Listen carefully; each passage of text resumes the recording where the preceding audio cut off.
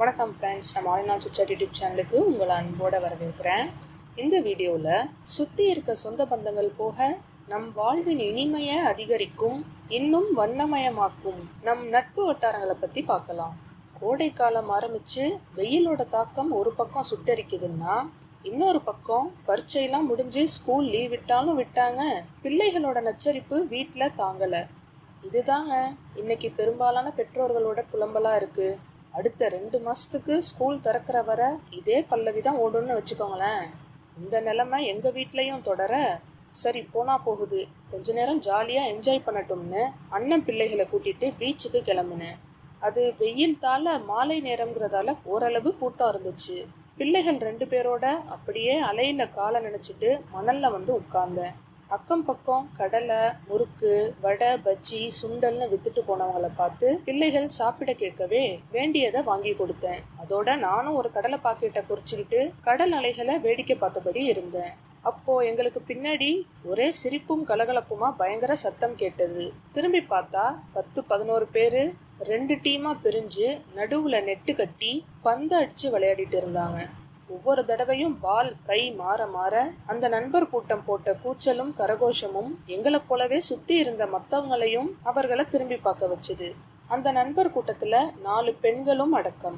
அவங்க விளையாட்ட பார்த்த என் அண்ணன் பசங்களும் குஷியாகி, வா அத்தை போய் கிட்ட நின்று பார்க்கலாம்னு கூப்பிட நானும் எழுந்து போனேன். ஆண்களுக்கு இணையா பெண்களும் விடாம ஈடு கொடுத்து பந்து அடிக்கவே விளையாட்டு சுறுசுறுப்பா போணுச்சு. நேரம் ஆக ஆக ஒரு சிலர் டயர்டாகி போதும்னு ஆட்டத்தை விட்டு வெளியே வந்தாங்க. அப்போதான் பார்த்தேன், அதுல ஒருத்தன் என்னோட காலேஜ்ல படிச்ச ஃப்ரெண்டுன்னு. பக்கத்துல உள்ளவங்க கிட்ட பாட்டில வாங்கி மடமடன்னு தண்ணியை குடிச்சு ஆஸ்வாசப்படுத்திட்டு இருந்த அவனும் கரெக்டா அப்போ என்ன பார்த்தான். அப்படியே ஒரு 2 நிமிஷம் என்னை உத்து கவனிக்கவே அவனுக்கும் நம்மள அடையாளம் தெரிஞ்சிடுச்சுன்னு நான் கையாட்டி சிரிச்சேன்.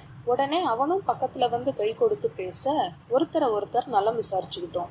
அப்புறம் பேச்சு சுவாரஸ்யமா கல்லூரி நாட்களுக்கு திரும்ப அவனை பார்த்து ஆச்சரியப்பட்டு எப்பவும் நான் கேட்குற கேள்விய அன்னைக்கும் கேட்டேன்.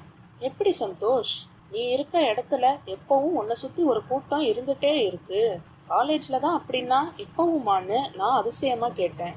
அதுக்கு அவன் சிரிச்சுக்கிட்டே, உனக்கு தான் தெரியுமே எனக்கு தனியா இருக்க பிடிக்காது, அதான் மாறாம இப்படியே இருக்கேன்னு அசால்ட்டா சொன்னான். பரவாயில்லப்பா, உங்களை நம்பி உங்க கேங்கோட அந்த பொண்ணுங்களையும் அவங்க வீட்டுல விடுறாங்களே, சூப்பர்னு நான் சொல்ல, ஆமா எல்லாம் ஐயாவை நம்பிதான், ஐயா பர்மிஷன் இல்லாம அங்க எதுவும் நடக்காதுன்னு காலரை தூக்கி விட்டு அவன் ஒரு மார்க்கமா சொல்லவே நான் புரியாம பார்த்தேன். அட, அதுதான் என்னோட ஒய்ஃபு. பக்கத்துல இருக்கிறது அங்க நிக்கிறானே பார்த்திபன், அவனோட ஒய்ஃபு. மிச்சம் உள்ள 2 பேரும் என் ஒய்ஃபோட ஃப்ரெண்ட்ஸ்ன்னு அவன் சொல்லவும் எனக்கு அதிர்ச்சிக்கு மேல அதிர்ச்சி. முதலாவதா அவன் சொல்லாம கொள்ளாம கல்யாணம் பண்ணது, இன்னொன்னு அவன் ஃப்ரெண்ட்ஸ் கூட்டத்தோட ஒய்ஃபையும் எப்படி மிங்கிள் பண்ணாங்கிற அதிர்ச்சி. ஏன்னா ஒரு லீவோ இல்ல ஃப்ரீ டைமோ கிடைக்குதுன்னா பொண்ணுங்க ஹஸ்பண்ட் ஃபேமிலியோட தான் நேரம் செலவிடணும்னு நினைப்பாங்க. ஆனா இந்த பொண்ணு ஹஸ்பண்டை ஃப்ரெண்ட்ஸோட விட்டதும் இல்லாம கூட 2 பேரையும் கூட்டிட்டு வந்து இவங்களோட இப்படி விளையாடிட்டு இருக்காங்களேன்னு நம்ப முடியாம நான் பார்த்தேன்.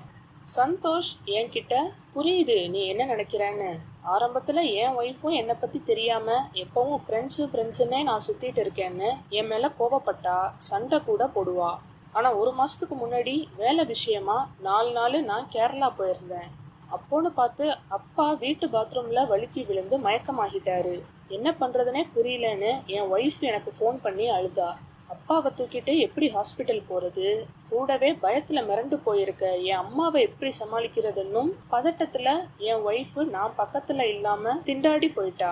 அந்த நேரம்தான் என் ஃப்ரெண்டு பார்த்திபன் அவன் கல்யாணத்துக்கு என்ன அழைக்க பத்திரிக்கையோட என் வீட்டுக்கு போயிருக்கான். என் ஒய்ஃபு வாசலுக்கு போய் கதவை திறந்ததும் அங்க உள்ள நிலைமைய பார்த்த அவன் உடனே ஆம்புலன்ஸை வரவழைச்சு என் அப்பாவை ஹாஸ்பிட்டல்ல அட்மிட் பண்ணான். அதோட எங்க மற்ற நண்பர்களுக்கும் தகவலை சொல்லி அவங்களும் ஹாஸ்பிட்டல் வந்து என் அம்மா ஒய்ஃபுக்கு ஆறுதலா இருந்து அப்பா கண் முழிச்சு நார்மல் ஆகிற வரை கூடவே இருந்து பார்த்துக்கிட்டாங்க. அதுல இருந்துதான் என் மனைவிக்கு என்னோட நண்பர்கள் மேல ஒரு மதிப்பும் மரியாதையும் வந்தது. அப்போல இருந்து இப்படி மாறிட்டா. இப்போ நான் விட்டாலும் அவ என் ஃப்ரெண்ட்ஸை பார்க்காம விடுறதில்லைன்னு சந்தோஷ் பெருமிதமா சொல்லி சிரிச்சான். இப்படி ஒரு ஆழமான ஆபத்துல தோல் கொடுக்கும் நட்பு அமைகிறது எவ்வளோ பெரிய வரம்னு பூரிச்சு போய் நான் சந்தோஷ பார்த்து அவங்க ஃப்ரெண்ட்ஷிப்காக ஒரு சல்யூட் வச்சேன். அப்போதான் கூட இருந்த குட்டீஸுங்களோட ஞாபகம் வரவே திரும்பி பார்த்தேன். பக்கத்துல அவங்கள காணாம பதறி போய் நான் சுத்தி தேட சந்தோஷ் என் தோலை தட்டி ஒரு திசையில கை காட்டினான். அங்க பிள்ளைகள் அவன் ஃப்ரெண்ட்ஸ் கேங்கோட சேர்ந்து விளையாடிட்டு இருந்தாங்க. நாங்க 2 பேரும் பக்கத்துல போனதும், ஹலோ, வாங்க வாங்க, நல்லா இருக்கீங்களா? வீட்டில் எல்லாரும் எப்படி இருக்காங்க? குழந்தைங்க 2 பேரும் க்யூட்டா பேசுறாங்கன்னு அவங்க எல்லாரும் ஏதோ ரொம்ப நாள் என்னோட பழகின மாதிரி பேசினாங்க. நான் அப்படியே அசந்து போய் பதில் சொல்ல கூட தோணாம பேந்த முழிக்க சந்தோஷோட மனைவி என்கிட்ட நீங்களும் சந்தோஷம் பேசிட்டு இருந்ததை பார்த்தோம். ஆனா பாவம், குழந்தைங்க 2 பேரும் ரொம்ப நேரம் போர் அடிச்சு போய் ஒரே இடத்துல நின்றுட்டு இருக்காங்க பாருன்னு பார்த்தி அண்ணா சொன்னாரு. அதான் உங்களை டிஸ்டர்ப் பண்ணாம நாங்க கூப்பிட்டு வந்து பிள்ளைகளோட ஜாலியா விளையாடிட்டு இருந்தோம்னு சொன்னாங்க. அப்போதான் எனக்கு புரிஞ்சுது, நான் அவங்க ஃப்ரெண்டு, சந்தோஷோட ஃப்ரெண்டுங்கிறதால தான் எனக்கு இப்படி ஒரு வரவேற்பு உபசரிப்பு எல்லாம்னு. அதோட நண்பனுக்கு நண்பன் அவனோட நண்பன்னு இப்படிதான் இவங்க நட்பு வட்டம் 12 பேரா ஆச்சுன்னு நான் புரிஞ்சுக்கிட்டேன். என்னடா 12 பேருங்கிறாளேன்னு யோசிக்கிறீங்களா? அந்த ஃப்ரெண்ட்ஸ் கேங்ல இப்ப நானும் ஒரு ஆளா சேர்ந்துட்டேங்க. அப்படியே ஒரு நாள் என் ஃப்ரெண்ட்ஸையும் இவங்களுக்கு அறிமுகப்படுத்தி இந்த நட்பு வட்டத்தை இன்னும் பெருசாக்கலான்னு பாக்குறேன். நீங்க என்ன சொல்றீங்க? Thank you, friends.